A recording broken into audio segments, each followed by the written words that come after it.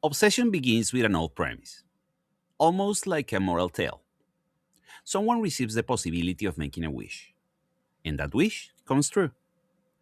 But as in the best horror stories, the problem is not only the curse, it is what the person decides to ask for. The idea recalls the monkey's paw, W. W. Jacobs' classic story, where an apparently magical object grants wishes, but does so in a cruel, twisted way, as if the universe obeyed the words without understanding the hope behind them. Since then, many horror stories have returned to that same warning. Be careful what you wish for, because the world may listen too well. In Obsession, that object is called the One Wish Willow. It does not appear as a solemn relic, nor as a door to hell surrounded by ancient symbols. It appears instead as something small, almost absurd, a shortcut, a dangerous promise in miniature. Ask for one thing, just one, and the world will move to grant it. Bear, the protagonist, does not ask for wealth. He does not ask for fame. He does not ask for revenge. He asks for something that, said in a certain way, could sound sad, even understandable. He wants Nikki to love him. And that is the trap. Because Obsession is not simply the story of a young man in love. It is the story of someone who does not dare face the possibility of not being loved back, and who finds a supernatural way to eliminate that uncertainty. Bear works in a music store, lives within a recognizable everyday world, and his desire for Nikki seems at first like another variation of romantic shyness. Held back glances, unfinished sentences, an emotion that does not how to enter the world. But the question that sustains the film is more uncomfortable. What happens when a private fantasy stops us accepting that the other person has the right to choose? At what point does desire stop being vulnerability and become appropriation? Nikki is not a reward waiting to be unlocked. She is a person with a will of her own. That's why Bear's wish, even before its consequences, already contains a secret violence. He does not ask to be brave. He does not ask to know how to speak. He does not ask to accept rejection. He asks to modify Nikki. He asks to intervene in another person's heart, so he does not have to expose his own. Bear is not facing a tragic impossibility. There is no external prohibition, no insurmountable distance, no destiny condemning him to watch from afar. What exists is something smaller, and for that reason, more recognizable: the fear of exposing himself, the fear of asking, the fear of hearing an answer he cannot control. And then the shortcut appears, not as a grand demonic temptation, but as an apparently minimal solution to an intimate anguish. Bear does not ask to learn how to live with rejection. He does not ask for courage. He does not ask for clarity. He asks for Nikki to change. That is where the true terror of Obsession begins. Not at the moment the wish comes true, but in the moment before it, when Bear decides that Nikki's freedom is an obstacle.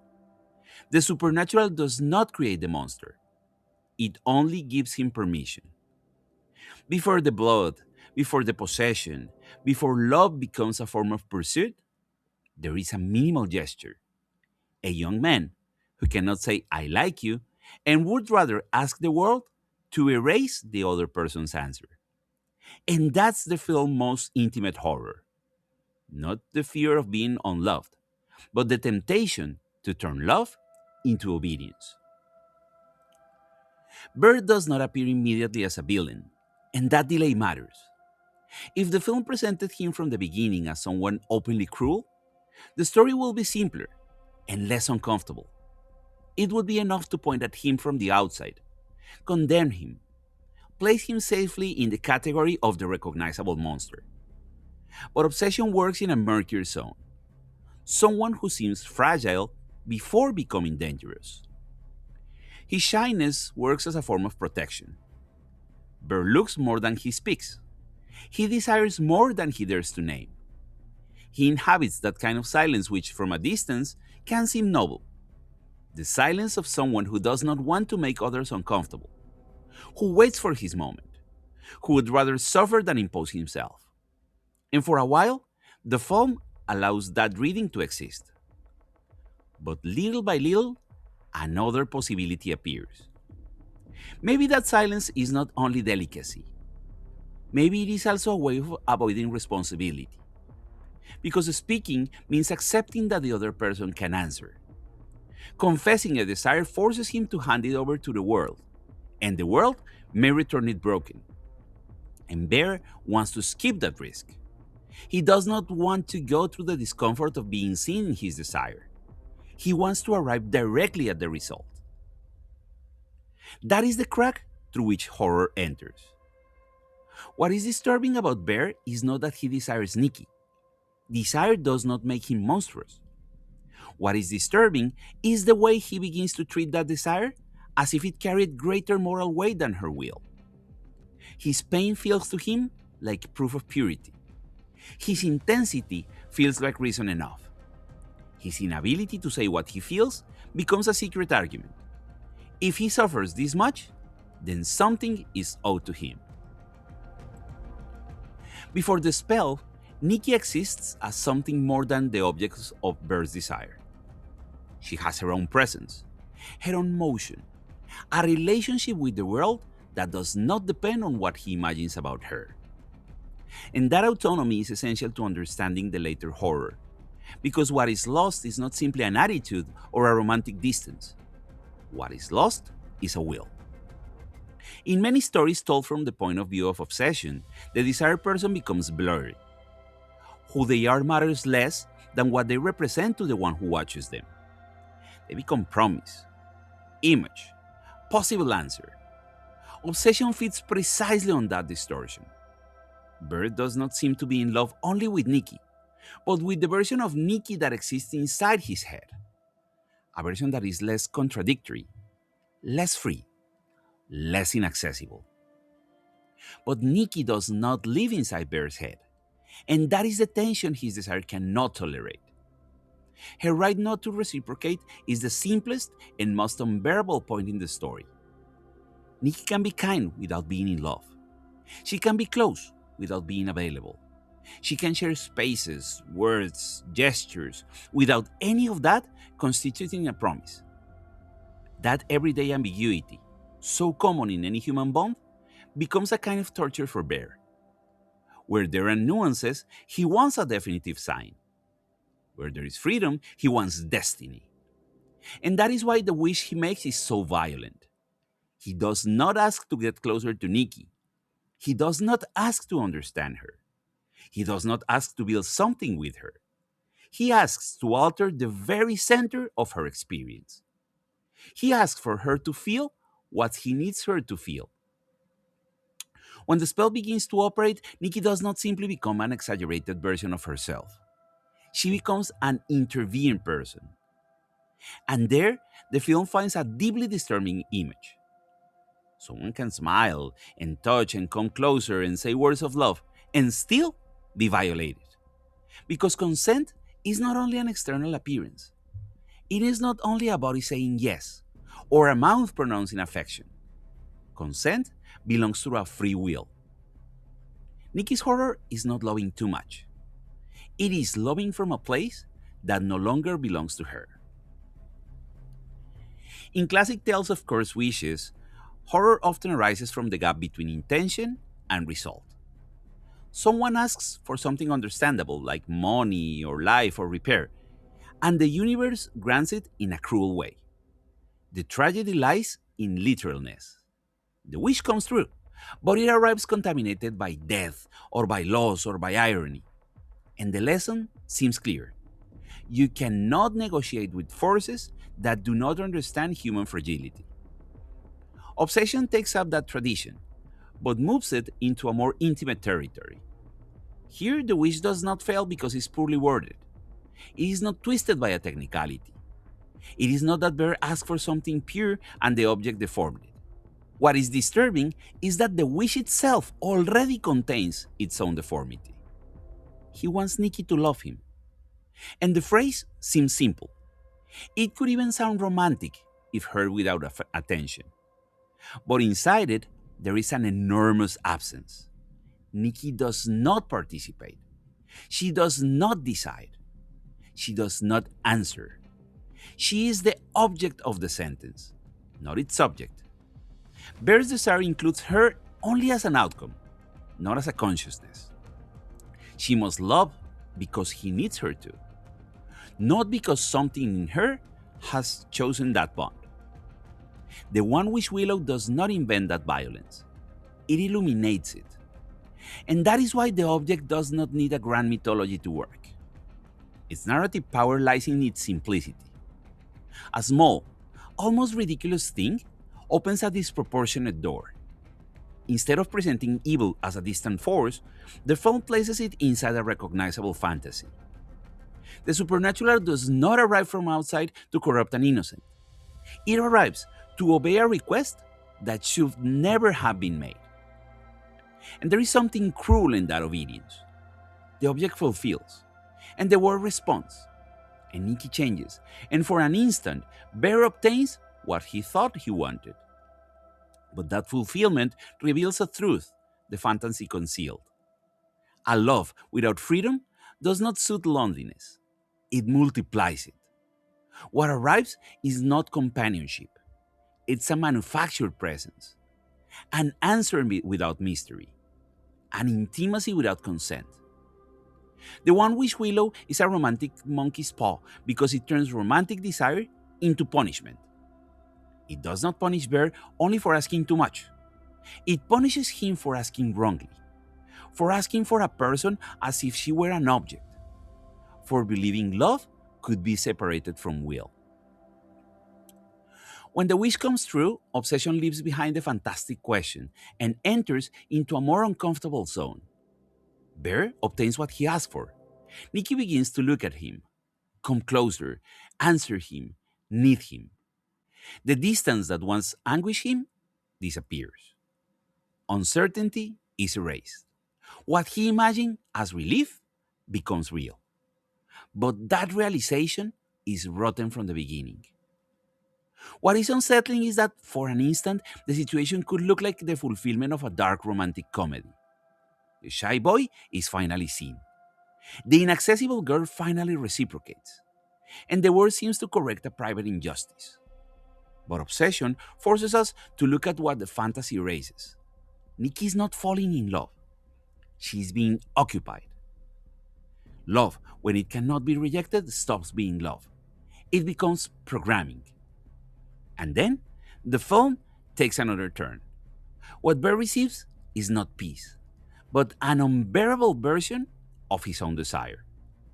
Nikki transformed works like a mirror. She does not reveal who she is.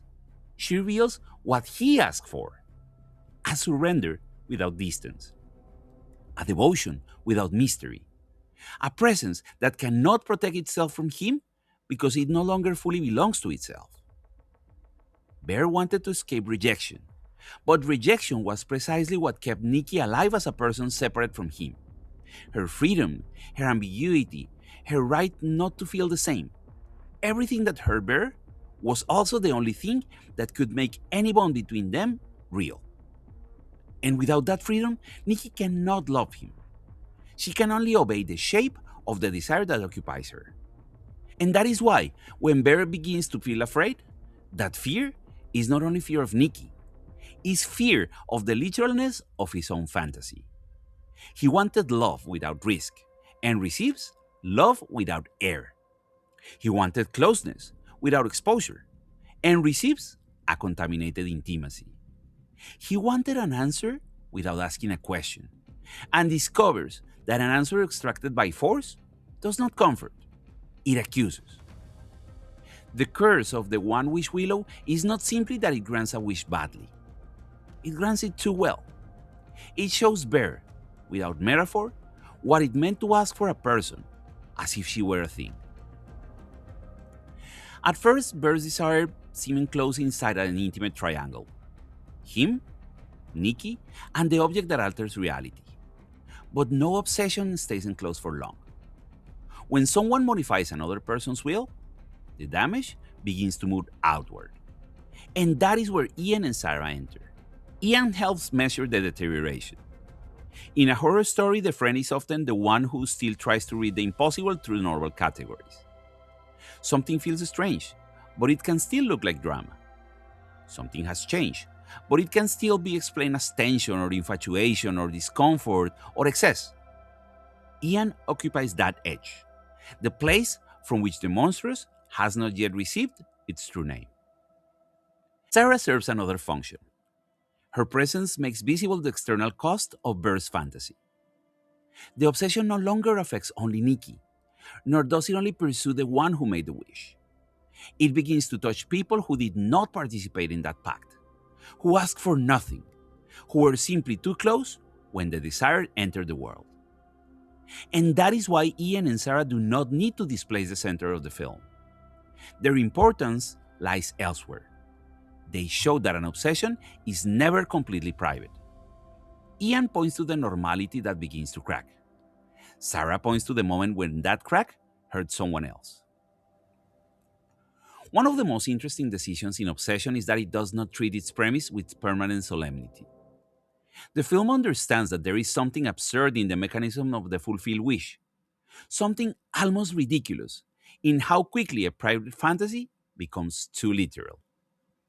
Bear asks for love, and the world responds with monstrous obedience. That exaggeration has a comic quality, but it is an uncomfortable comedy, a laugh burned crooked. The humor works because it leaves the viewer without a completely comfortable moral position. If everything was told in a grave tone from the beginning, it would be easy to remain safe, to look at Bear from a distance, judge him, place him in the category of the guilty. But black comedy does something more dangerous. It brings us closer. It allows us to recognize the ridiculousness of certain desires before showing us their violence. It makes us laugh at a situation that only seconds later reveals its cruelty. And that oscillation is key. Obsession moves between the grotesque and the painful, between social discomfort and physical horror. What in one scene may look like youthful excess, or romantic awkwardness, or an absurd accident, in the next appears as the consequence of a deeper violation, the intervention in Nikki's will. Obsession can also be read as a film about a contemporary way of desiring, looking too much, imagining too much, speaking too little. Bear does not experience his attraction to Nikki as a real encounter between two people, but as an internal construction fed by possibilities and ambiguous signs and repeated fantasies. Before making the wish, he has already created a version of the relationship that does not fully need Nikki. It just needs her image, her presence, her possible answer. Bear is not unsettling because he's exceptional. He's unsettling because his weakness is recognizable. His fear of rejection does not belong only to horror. It belongs to everyday life. And the difference lies in what he does with that fear. Instead of accepting that love means exposing oneself to an answer one cannot control, he seeks a device that turns uncertainty into guarantee. The One Wish Willow is supernatural, but its logic resembles many ordinary fantasies. Finding the trick, the method, the perfect phrase, the shortcut that avoids vulnerability. The promise of not having to lose, of not having to ask, of not having to accept that someone can look at us with affection and still not choose us. And that is the center of the problem. Not knowing how to love does not make him a monster. Wanting to love without exposing himself begins to bring him close to one. By the end, Obsession makes clear that breaking a curse does not mean restoring the world. And that is an important difference. In many horror stories, defeating the supernatural force seems to put things back in place. The door closes, the object is destroyed, and whoever had to die dies, and reality recovers its shape. But here, damage does not work that way. because the center of the horror was never only magical. Bear's desire produced real consequences. It intervened in a will, altered a body, deformed bonds, dragged others into a violence they did not ask for. And that's why the ending cannot be read as a simple correction of the error. Even if the spell ends, what happened already belongs to those who lived through it. Bear's guilt is not limited to the act of wishing. It extends to everything that wish allowed. Maybe he did not imagine every consequence. Maybe he did not consciously want every harm. But that ignorance does not absolve him. A central part of the film lies precisely there, in showing that one does not need to fully understand the violence of a desire in order to be responsible for having formulated it. Nikki remains the most painful figure of that survival. If the spell breaks, that does not erase the memory of having been used as the instrument of another person's will. The tragedy is not only what was done to her, but what she had to inhabit from within. Gestures, words, acts, and affections born from a force that was not entirely hers. Sarah, as collateral damage, makes any clean reading of the ending even more impossible. Her presence reminds us that Bear's obsession was not a storm contained between two people. It touched others. It left marks outside of the romantic center of the story. Ian, for his part, remains tied to that normality that can no longer be named the same way. The friend, the environment, the everyday life that discovered too late that something intimate had become dangerous. In the end, obsession can be reduced to a minimal distance. The distance between saying a sentence and asking for a miracle, between exposing oneself and controlling, between accepting that another person is free or trying to rewrite them so they fit inside our need. Instead of all of that, Bear chooses another path. He does not seek a conversation, but an intervention. He does not try to approach Nikki as someone separate from him, but to turn her into the answer he needs. And that choice reveals the film's moral wound. The problem is not desiring, nor feeling lonely, nor being afraid. The problem is deciding that fear matters more than another person's freedom. Nikki is the most brutal reminder of that difference. As long as she is free, she can love or not love. She can come closer or move away. She can be ambiguous, contradictory, affectionate, distant. She can disappoint Bear's fantasy because she was not born to fulfill it. And when that freedom disappears, what remains is no longer romance. It is a form of occupation. The old warning of the monkey's paw said, "Be careful what you wish for." Obsession adds something more specific, more painful. Be careful wishing for someone as if they were something, because perhaps the world will obey. Perhaps the fantasy will come true. Perhaps the person you wanted will come closer, look at you, and say exactly what you dream of hearing. And perhaps, in that moment, you will discover that you have not obtained love. You have obtained obedience. The difference between those two things is everything Bear refused to learn. And everything the film turns into horror. Thank you.